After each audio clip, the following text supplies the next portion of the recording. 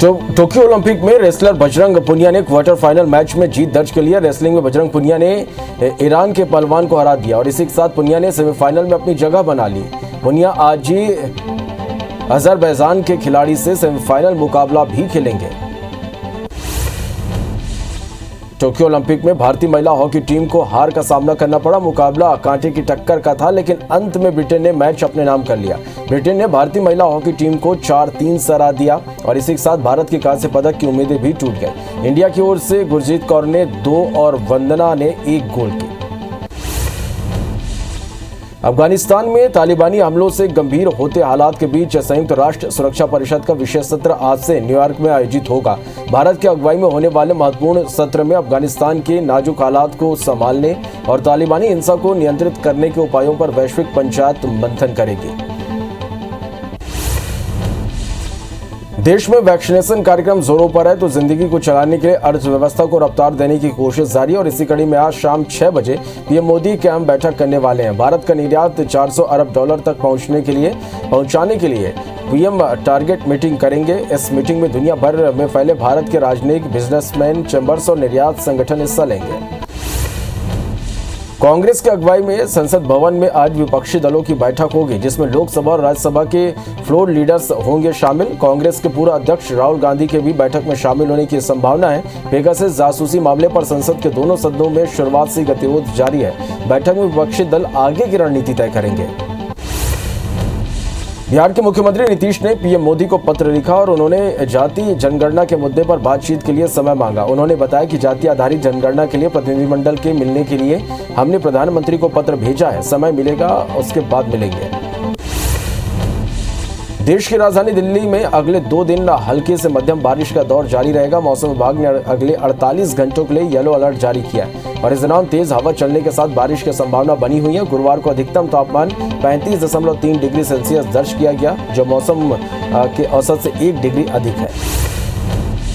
मध्य प्रदेश में बाढ़ का कहर जारी है और आज भी मौसम विभाग ने प्रदेश में भारी बारिश का अलर्ट जारी किया है। एमपी के 10 जिलों में बारिश की संभावना जताई गई। वहीं ग्वालियर, दतिया, भिंड, मुरैना, अनूपपुर, बालाघाट, सागर, टीकमगढ़, दमोह, निवाड़ी जिलों के लिए अलर्ट जारी किया गया है। दिल्ली के लाइफलाइन कही जाने वाली दिल्ली मेट्रो एक नया कीर्तिमान बनाने जा रही है और इसी के साथ ही मेट्रो में सफर करने वालों के लिए एक अच्छी खबर सामने आ रही है। दिल्ली मेट्रो रेल निगम आज पिंक लाइन के एक महत्वपूर्ण गलियारे का उद्घाटन करने जा रही है, जिससे दिल्ली के अलावा नोएडा, गुरुग्राम, फरीदाबाद और गाजियाबाद के कई यात्रियों को इसका फायदा मिलेगा। भारत और इंग्लैंड के बीच ट्रेंट ब्रिज टेस्ट के दूसरे दिन बारिश के कारण सिर्फ 33.4 ओवर का खेल हो सका।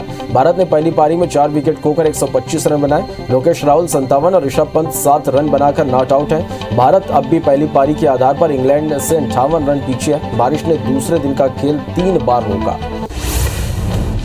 आज प्रदेश में खाद की कमी के मुद्दे को लेकर कांग्रेस केंद्र सरकार के खिलाफ प्रदर्शन करेगी। यह प्रदर्शन जिला और ब्लॉक स्तर पर होगा। प्रदेश कांग्रेस अध्यक्ष मोहन मरकाम जरसीवा ब्लॉक और कवर्धा जिला में आयोजित प्रदर्शन कार्यक्रम में शामिल होंगे। खाद मुहैया कराए जाने की मांग को लेकर कांग्रेसी प्रधानमंत्री के नाम सक्षम अधिकारी को ज्ञापन सौंपेंगे। भाजपा की प्रदेश प्रभारी डी पुरेंदेश्वरी गुरुवार को रायपुर पहुंची। वो आज कुशाभाऊ ठाकरे परिसर में आयोजित भारतीय जनता पार्टी के हेल्थ वॉलंटियर की कार्यशाला में शामिल होंगी। एयरपोर्ट पर भारतीय जनता पार्टी के वरिष्ठ विधायक बृजमोहन अग्रवाल और शहर जिला अध्यक्ष श्रीचंद सुंदरानी ने उनका स्वागत किया। मध्य प्रदेश में बाढ़ का कहर जारी है। प्रदेश के हालात पर सीएम शिवराज सिंह चौहान लगातार नजर बनाए हुए और इस बीच भोपाल में आज दोपहर 12 बजे शिवराज कैबिनेट की बैठक होगी, जिसमें बाढ़ प्रभावित इलाकों में राहत और बचाव कार्य को लेकर समीक्षा की जाएगी। कोरोना की दूसरी लहर धीमी होने के बीच छत्तीसगढ़ सरकार के सामने अब एक नई समस्या आ गई है। पूरे प्रदेश के कर्मचारी सरकार से नाराज हैं और अपनी मांगों को लेकर वो आज से 8 अगस्त तक सरकार के खिलाफ प्रदर्शन करने जा रहे हैं। अनियमित कर्मचारियों ने तो जल समाधि लेने तक का ऐलान कर दिया है। उन्होंने कहा कि सरकार अगर 7 अगस्त की रात तक उनके पक्ष में फैसला नहीं लेती तो वे जल समाधि ले लेंगे। महासमुंद जिले के बसना के छुईपाली टोल प्लाजा में भेदभाव की शिकायत को लेकर मैनेजर के खिलाफ टोल कर्मियों ने धरना प्रदर्शन किया। टोल कर्मी अपना कामकाज छोड़कर कार्यालय के सामने विरोध प्रदर्शन करने लगे, जिससे टोल प्लाजा का काम ठप रहा। आने जाने वाले वाहनों को दिक्कतों का सामना करना पड़ा। कोरबा में विधायक मोहित राम क्रिकेटा हाथियों के दल के बीच फंस गए। दरअसल वो यहां वन मंडल के साथ हाथी प्रभावित क्षेत्र का दौरा करने पहुंचे थे। कटघोरा वन मंडल के क्षेत्र में 40 हाथियों का दल विचरण कर रहा है। हाथियों से बचने के लिए विधायक पानी की टंकी पर चढ़ गया। उनके साथ कुछ लोग भी मौजूद थे। सभी को सुरक्षित निकाल लिया गया। रायपुर में लोक शिक्षण संचालनालय ने शिक्षक संवर्ग के लिए 14,580 पदों पर सीधी भर्ती के लिए आदेश जारी कर दिया है। बता दें कि 4 अलग अलग बिंदुओं पर व्यक्तिवार निर्देश जारी किए गए हैं। इसके लिए जिला शिक्षा अधिकारी को निर्देश जारी कर दिए गए। छत्तीसगढ़ सरकार को केंद्र सरकार एक और उपलब्धि देने जा रही है। छत्तीसगढ़ को लघु और वनोपज खरीदी विपणन के लिए केंद्र सरकार की ओर से 10 राष्ट्रीय पुरस्कार प्रदान किए जाएंगे। केंद्रीय मंत्री अर्जुन मुंडा आज छत्तीसगढ़ को पुरस्कार देंगे। बता दें कि केंद्र सरकार की ट्राइफेड द्वारा यह पुरस्कार मिलने वाला है। धमतरी जिले में चिटफंड में गवाई रकम वापसी के लिए आवेदन के लिए लोगों को परेशानी का सामना करना पड़ रहा। अंतिम दिन होने के कारण आवेदन के लिए भारी संख्या में लोग पहुंच रहे हैं और कोरोना गाइडलाइन का पालन भी नहीं किया जा रहा। बता दें कि जिले में 1,20,000 निवेशक ठगी का शिकार हुए हैं। ग्वालियर चंबल अंचल बाढ़ की चपेट में और अधिकारियों को मस्ती सूझ रही है। ऐसी एक तस्वीर सामने आई भिंड से, जहां के 125 गांव प्रभावित हैं, 25 गांव डूबे हुए हैं और ऐसे में आपदा अधिकारियों का गैर जिम्मेदाराना चेहरा सामने आया। लोगों की मदद करने की बजाय बड़े बड़े अधिकारी रेस्क्यू बोट पर मौज मस्ती करते नजर आए। फोटो खिंचवा रहे हैं, मानो उनके लिए एक पिकनिक स्पॉट है। मुख्यमंत्री शिवराज सिंह चौहान ने ग्वालियर जिले के बाढ़ प्रभावित क्षेत्र भीतरवार का दौरा कर पीड़ितों की समस्याएं सुनी। इस दौरान उन्होंने कहा कि जिनके मकान ढह गए उन्हें नया मकान बनवाने के लिए सरकार 1,20,000 रुपए की राशि देगी। जिनको कपड़ा, बर्तन और अनाज का नुकसान हुआ उनको भी सर्वे कर पैसे दिए जाएंगे।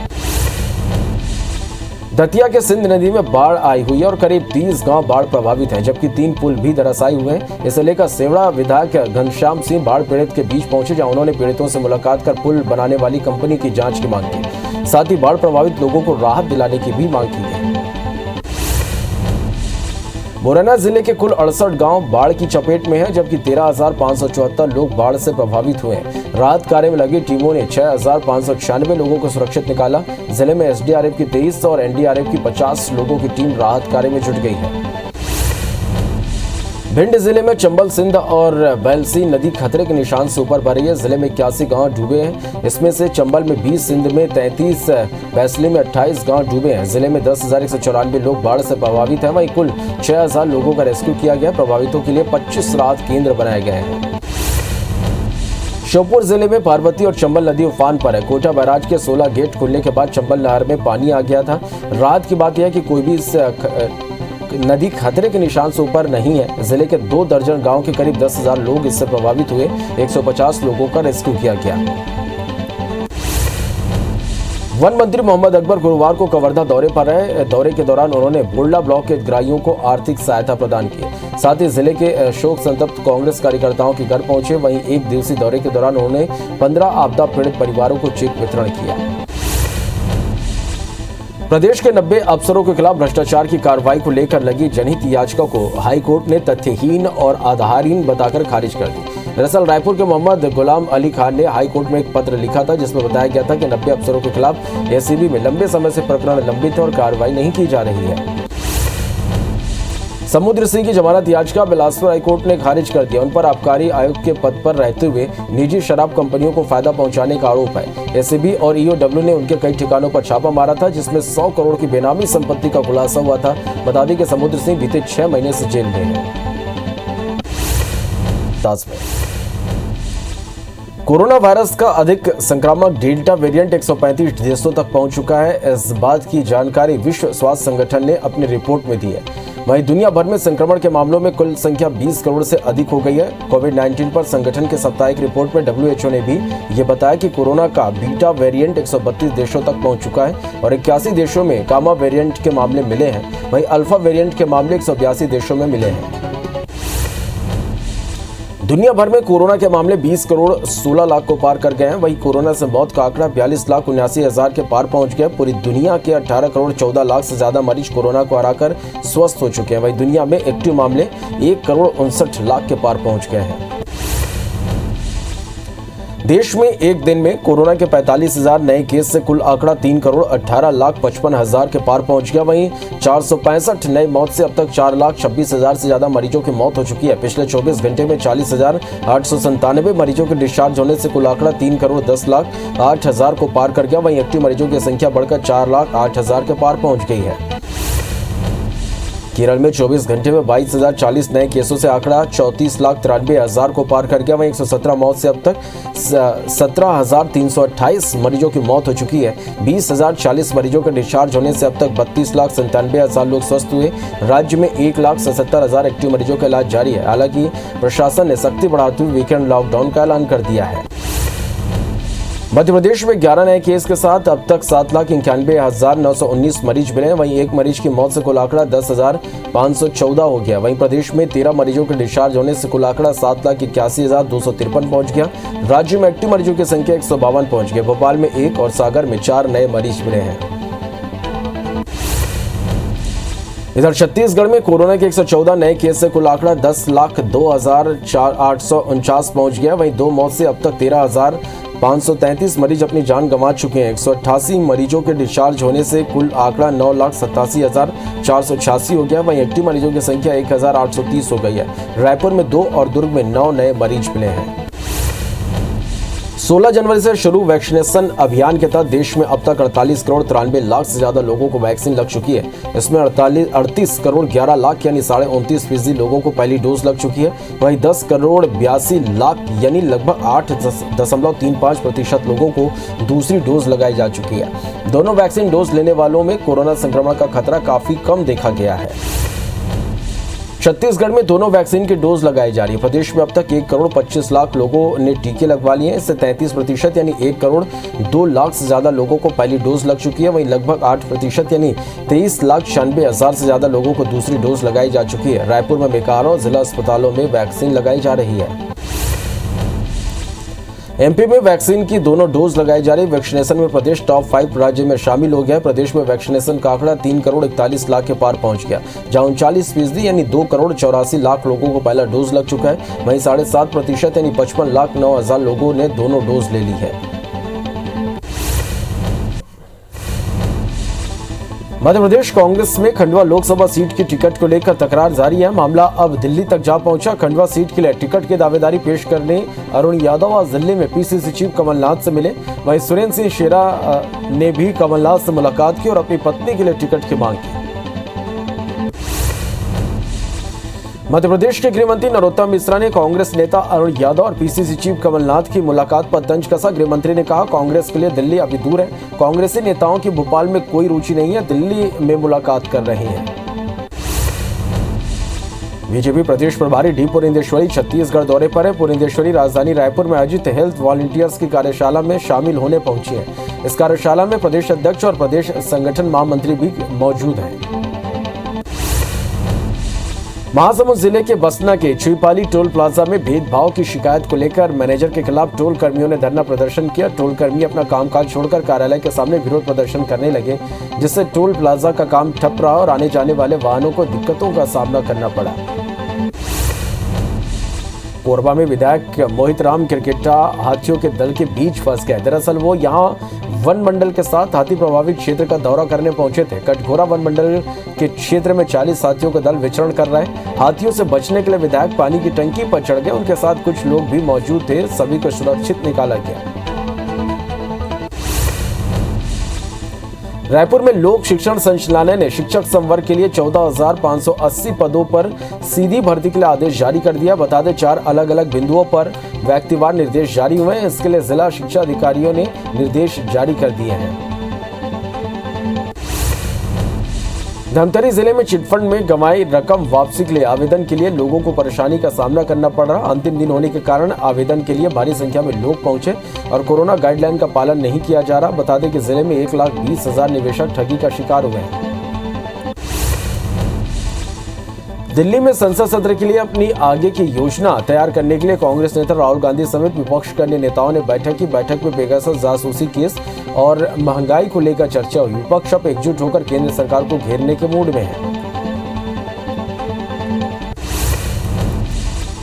भारतीय रिजर्व बैंक यानी आरबीआई ने ब्याज दरों में कोई बदलाव नहीं किया। आरबीआई गवर्नर शक्तिकांत दास ने कहा कि रेपो रेट 4% और रिवर्स रेपो रेट 3.35% पर बरकरार रहेगी। एमपीसी के 6 में से 5 सदस्य ब्याज दरों में कोई बदलाव नहीं करने के पक्ष में रहे। आरबीआई गवर्नर शक्तिकांत दास ने कहा कि अभी कोरोना का खतरा टला नहीं है, तीसरी लहर के खिलाफ हमें सतर्क रहने की जरूरत है। मौद्रिक समीक्षा समिति यानी एमपीसी की उम्मीदों के अनुसार इकोनॉमी आगे बढ़ रही है। वैक्सीनेशन से इकोनॉमी में सुधार आ रहा। जून में महंगाई बढ़ी है। ग्रोथ के लिए पॉलिसी सपोर्ट की जरूरत है। आरबीआई ने फाइनेंशियल ईयर 2021-22 के लिए जीडीपी ग्रोथ अनुमान 9.5% पर बरकरार रखा। रिटेल महंगाई दर 5.7% रहने का अनुमान जताया गया। शहरी मांग में धीरे धीरे सुधार होने की उम्मीद है और ग्रामीण इलाकों में निजी खपत बढ़ रही है। साथ ही बताया गया कि मई में रिटेल महंगाई का बढ़ना आश्चर्यजनक है।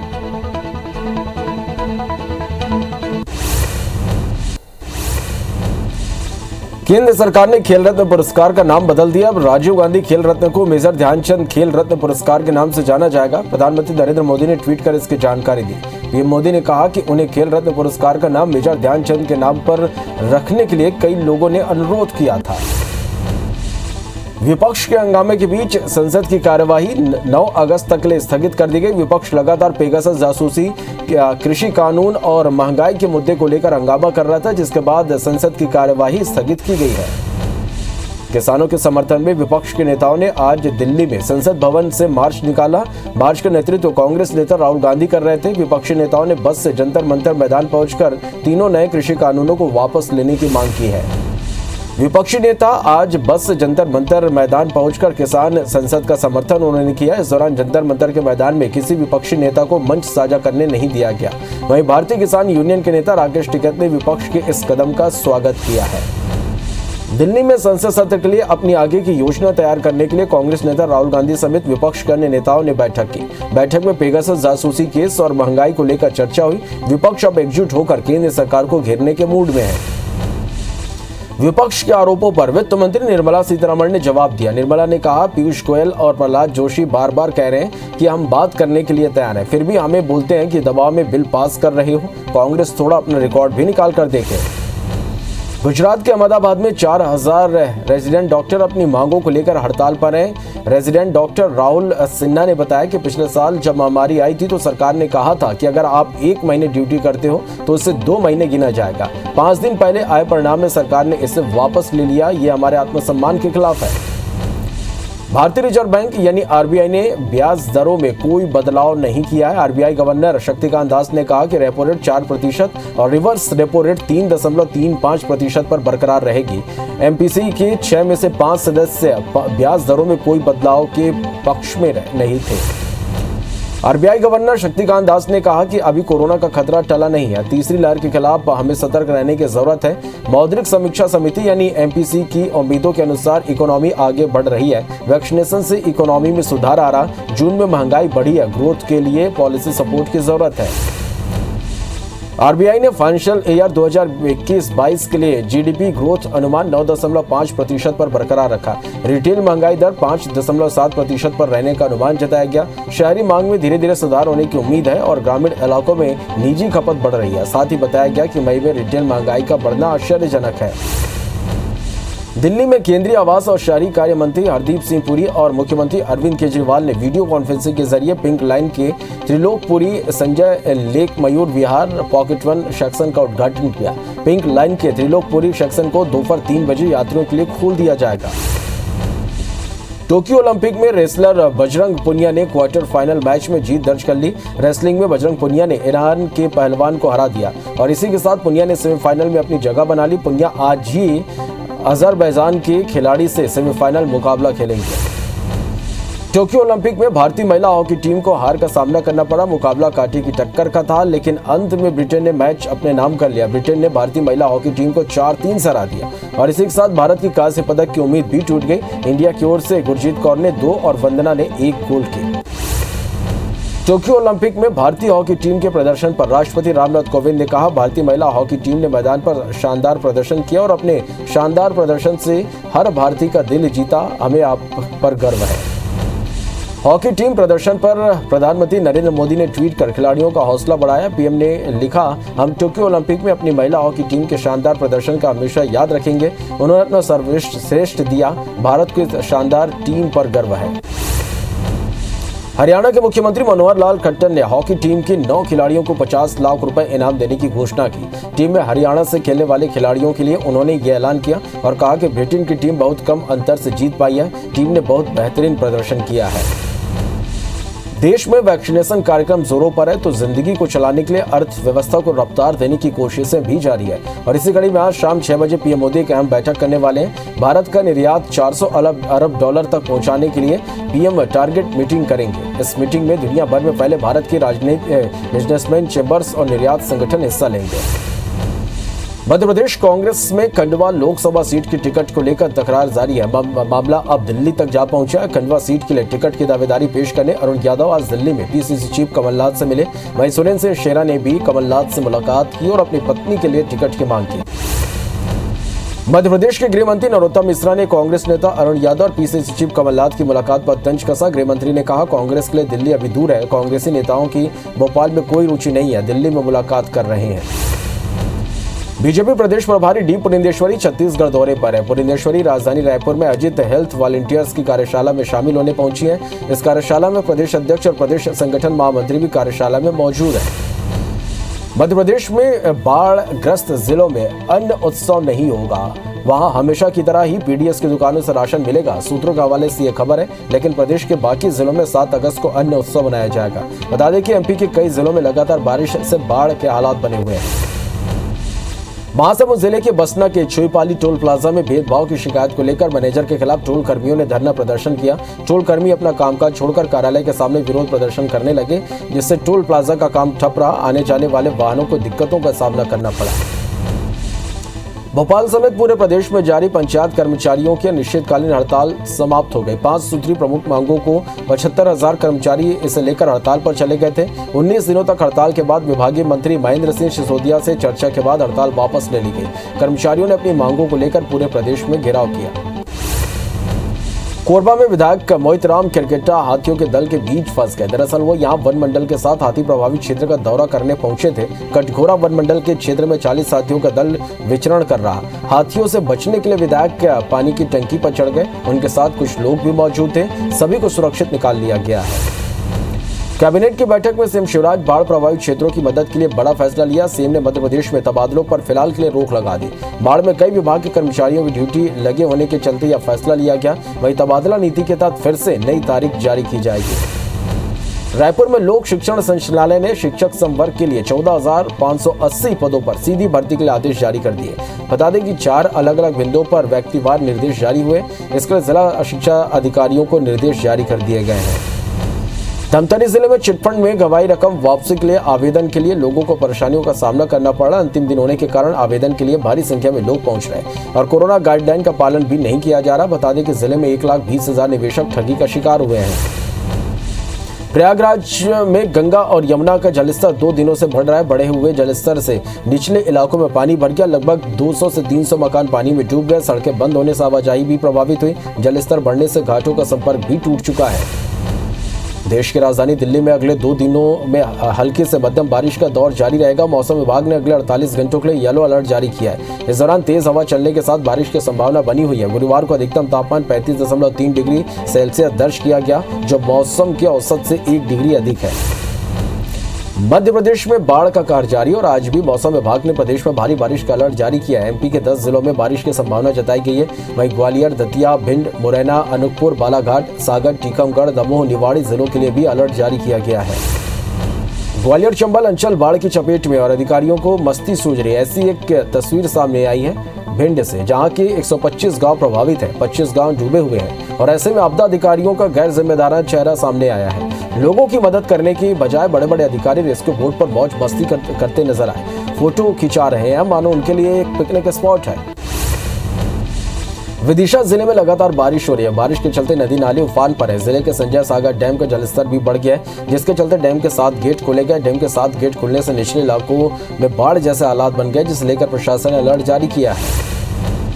श्योपुर में बाढ़ से प्रभावित लोगों ने चक्का जाम कर प्रदर्शन किया। पानी की समस्या से पिछले 5 दिनों से लोग परेशान हैं। लोगों ने प्रशासन पर नाराजगी जताते हुए विरोध किया। प्रदर्शन राजस्थान के कोटा बारा बड़ौदा रोड पर किया जा रहा। बलरामपुर के संसदीय सचिव चिंतामणि महाराज कोयला खदान के गेट के सामने धरने पर बैठ गए। चिंतामणि महाराज प्रबंधन पर मनमानी और लापरवाही का आरोप लगाते हुए 1 घंटे से धरने पर बैठे हैं, जहां उनके साथ भारी संख्या में ग्रामीण भी मौजूद हैं। छत्तीसगढ़ में आज ओपन बोर्ड 10वीं के नतीजे जारी हुए। इसके लिए ओपन बुक पैटर्न पर परीक्षाएं ली गई थी। परीक्षा में 54,000 छात्र शामिल हुए थे। 10वीं बोर्ड का परिणाम 92.68% रहा। स्कूल शिक्षा मंत्री प्रेमसाय सिंह टेकाम ने नतीजे जारी किए। ग्वालियर के चिरायू मेडिकल कॉलेज में सरकारी कोटे की सीटों पर फर्जीवाड़ा में सीबीआई अदालत शुरू हुई, मगर कोर्ट में आरोपियों के हार्ड कॉपी मांगे जाने के चलते उन पर आरोप तय नहीं हो सके। आरोपियों को सीडी में चालान की कॉपी दी गई थी। कोर्ट 5 आरोपियों को सुनवाई के लिए बुला रही है। दरअसल कॉलेज में कोटे के 63 सीटों को खाली छोड़कर मोटी रकम वसूलने फर्जीवाड़ा किया था। भिलाईगढ़ के पौनी में शराब के नशे में एक बेटे ने अपनी मां की हत्या कर दी। पुलिस के मुताबिक आरोपी जोवन साहू अपनी पत्नी और मां के साथ मारपीट कर रहा था। इस पर मां ने बेटे को मारपीट करने से मना किया, तो आरोपी ने कुल्हाड़ी से उनकी हत्या कर दी। फिलहाल पुलिस ने आरोपी को गिरफ्तार कर लिया है। जबलपुर जिले में देर रात घर में आग लग गई। इस दौरान घर में मौजूद 7 साल के मासूम और 2 महिलाओं की दम घुटने से मौत हो गई। घटना बिलहरी इलाके के पिंक सिटी की है। फिलहाल गोरा बाजार पुलिस मामले की जांच में जुट गई है। भिंड में एक दिल दहला देने वाली खबर आई, जहां कुएं में जहरीली रिसाव के चलते 3 लोगों की मौत हो गई। बताया जा रहा है कि खराब मोटर सुधारने के लिए तीनों कुएं में उतरे थे। कुएं में गैस रिसाव होने के कारण तीनों की मौत हो गई। मामला अटेर थाना क्षेत्र के परा गांव का है। धमतरी के कोंगेरा गांव में करंट की चपेट में आने से एक युवक की मौत हो गई। दरअसल संजू दुग्गा अपने खेत गया था, जहां पहले बिजली का तार टूटा हुआ यहां पर पहले से था और पूरे खेत में करंट फैल गया था। इसी बीच संजू दुग्गा खेत में लगे बोर पंप के पास करंट की चपेट में आ गया, जिससे उसके मौके पर ही मौत हो गई। दुर्ग जिले के ग्राम पंचायत मोतीपुर के सरपंच राजकुमार साहू की लाश अधजली हालत में मिली है। पुलिस के मुताबिक राजकुमार अपने मोपेड से परिचितों के घर गए थे और लाल बहादुर नगर से कुछ दूरी पर अपने शरीर में पेट्रोल डालकर आत्महत्या कर लिया। आत्महत्या करने से पहले मृतक ने घड़ी, माला, चश्मा अपने गाड़ी की डिक्की में रख दिया। फिलहाल चिचोला पुलिस मामले की जाँच कर रही है। होशंगाबाद के नेशनल हाईवे 69 पर 2 बाइकों की आमने सामने की टक्कर हो गई। हादसे में दोनों बाइक सवार घायल हो गए, जिन्हें निजी अस्पताल में भर्ती कराया गया। बता दें कि हादसे का सीसीटीवी वीडियो भी सामने आया है।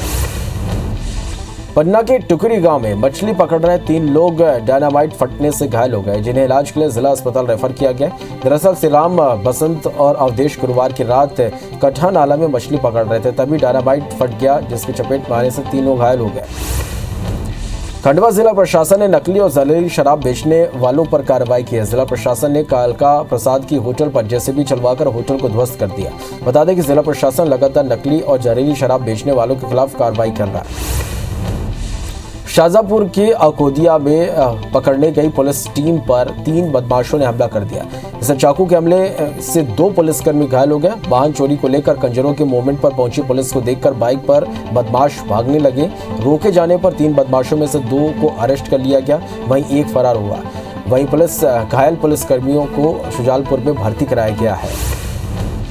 इधर रायपुर में डायल 112 के आरक्षक पर एक बदमाश ने चाकू से हमला कर दिया। घटना राजधानी के गोल बाजार थाना इलाके की। हमलावर का नाम आकाश बताया जा रहा है, जिसने आरक्षक कुलदीप नेताम के हाथ और गाल पर चाकू से कई वार किए। डायल 112 का कर्मचारी बदमाश की शिकायत मिलने पर उसे पकड़ने पहुंचा था।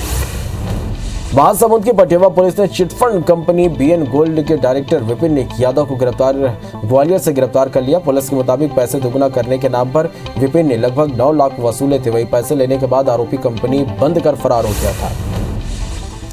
छिंदवाड़ा जिले के सतपुड़ा टाइगर रिजर्व में एक बाघिन का शिकार मामले में वन विभाग ने बड़ी कार्रवाई की है। टीम ने शिकार करने वाले 4 आरोपियों को गिरफ्तार कर लिया। इस कार्रवाई में वन विभाग के डॉग स्क्वाड ने अहम भूमिका निभाई और बाघ की खाल और अन्य अवशेषों को ढूंढ निकाला। दुर्ग के कुमारी में बंद पड़े सीएमसी और डीएमसी और बुरमुंदा फार्म हाउस से पुलिस ने 15 लाख कीमत की 150 पेटी अंग्रेजी शराब जब्त की है। वहीं 2 शराब तस्करों को भी गिरफ्तार किया गया। सालों से बंद पड़े 2 ठिकानों में शराब डंप करते आरोपी करण कुमार और शिवा राव पर आबकारी एक्ट के तहत कार्रवाई की गई है। पुलिस ने चंडीगढ़ के लेबल लगी 9 पेटी क्यू स्प्रिट विस्की भी जब्त की है। जगदलपुर की एक युवती से ठगी और दुष्कर्म का मामला सामने आया, जहां आरोपी ने सोशल मीडिया में दोस्ती की और शादी करने का झांसा देकर दुष्कर्म किया और युवती से 7 लाख रुपए की ठगी भी की। शिकायत के आधार पर पुलिस ने आरोपी को बेंगलुरु से गिरफ्तार कर लिया। फिलहाल पुलिस मामले की जांच में जुट गई है। सरगुजा में 6 चिटफंड कंपनी निवेशकों के लाखों रुपए लेकर फरार हो गए, लेकिन इन फ्रॉड कंपनी से पैसे वापसी की सरकार की पहल से लोगों में उम्मीदें जगी है। जिले के विभिन्न तहसीलों में अब तक 3000 से ज्यादा आवेदन जमा हो चुके हैं। प्राप्त आवेदनों के आधार पर रिपोर्ट भेजी जाएगी, जिसमें प्रशासन आगे क्या कार्रवाई करता है, ये देखने वाली बात होगी।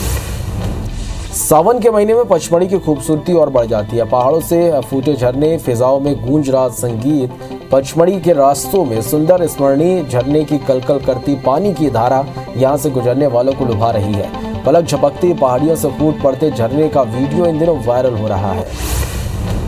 छत्तीसगढ़ राज्य का पहला पक्षी सदन यानी एवियरी जगदलपुर के लानी पार्क में बनाया जाना था। बीते 2 साल से ये निर्माण अधूरा है। निर्माण के लिए एनएमडीसी ने पहली किस्त की राशि भी जारी कर दी, लेकिन निर्माण अधूरा है। पक्षी सदन में राज्य के विभिन्न पक्षियों को रखा जाना प्रस्तावित है। अफसर जल्द इस काम के पूरे होने की बात कह रहे हैं। राजनांदगांव की आरंभ एक प्रयास संस्था ने अपनी स्थापना की दूसरी वर्षगांठ पर 3 दिवसीय कार्यक्रम का आयोजन किया। इसमें टीकाकरण, रक्तदान, नेत्रदान और सैनिटरी पैड के वितरण के साथ सम्मान समारोह का आयोजन किया। इसमें उत्कृष्ट कार्य और अपनी सेवा देने वाले लोगों को सम्मानित किया गया। दुनिया भर में कोरोना के मामले 20 करोड़ 16 लाख को पार कर गए हैं। वहीं कोरोना से मौत का आंकड़ा 42,79,000 के पार पहुंच गया। पूरी दुनिया के 18 करोड़ 14 लाख से ज्यादा मरीज कोरोना का हराकर स्वस्थ हो चुके हैं। वहीं दुनिया में एक्टिव मामले 1 करोड़ 59 लाख के पार हो गए हैं। केरल में 24 घंटे में 22,040 नए केस से आंकड़ा 34,93,000 को पार कर गया। वहीं 117 मौत से अब तक 17,328 मरीजों की मौत हो चुकी है। 20,040 मरीजों के डिस्चार्ज होने से अब तक 32,97,000 लोग स्वस्थ हुए। राज्य में 1,77,000 एक्टिव मरीजों का इलाज जारी है। हालांकि प्रशासन ने सख्ती बढ़ाते हुए वीकेंड लॉकडाउन का ऐलान कर दिया है। मध्य प्रदेश में 11 नए केस के साथ अब तक 7,91,919 मरीज मिले हैं। वहीं एक मरीज की मौत से कुल आंकड़ा 10,514 हो गया है। प्रदेश में 13 मरीजों के डिस्चार्ज होने से कुल आंकड़ा 7,81,253 पहुंच गया। राज्य में एक्टिव मरीजों की संख्या 152 पहुंच गई। भोपाल में 1 और सागर में 4 नए मरीज मिले हैं। इधर छत्तीसगढ़ में कोरोना के 114 नए केस से कुल आंकड़ा 10,02,849 पहुंच गया। वहीं 2 मौत से अब तक 13,533 मरीज अपनी जान गंवा चुके हैं। 188 मरीजों के डिस्चार्ज होने से कुल आंकड़ा 9,87,486 हो गया। वहीं एक्टिव मरीजों की संख्या 1,830 हो गई। रायपुर में 2 और दुर्ग में 9 नए मरीज मिले हैं। इजराइल के रक्षा मंत्री बेंजामिन गेट्स ने चेतावनी दी कि उनका देश ईरान पर हमले के लिए तैयार है। हाल ही में समुद्री तेल टैंकर पर हुए ड्रोन हमले का आरोप लगाते हुए इजराइल ने यह धमकी दी है। इजराइल ने कहा कि ऐसी घटना किसी भी तरह बर्दाश्त नहीं की जा सकती। इधर ईरान ने कहा कि इस ड्रोन हमले में उनका कोई हाथ नहीं है। दुनिया के 8 देश भीषण आग से जूझ रहे हैं। इनमें अमेरिका, रूस, तुर्की, ग्रीस, ब्राजील, इटली, स्पेन और जापान शामिल है। आग जलवायु परिवर्तन के कारण लगी। यह आग जून के आखिरी हफ्ते में शुरू हुई थी। अब तक 1.13 करोड़ एकड़ इलाका खाक को हो चुका है। इसकी चपेट में 40 लोगों की मौत और हजारों लोग बेघर हुए। देशों में आग बुझाने के लिए 38,000 फायर फाइटर्स और करीब 650 हेलीकॉप्टर लगे हैं।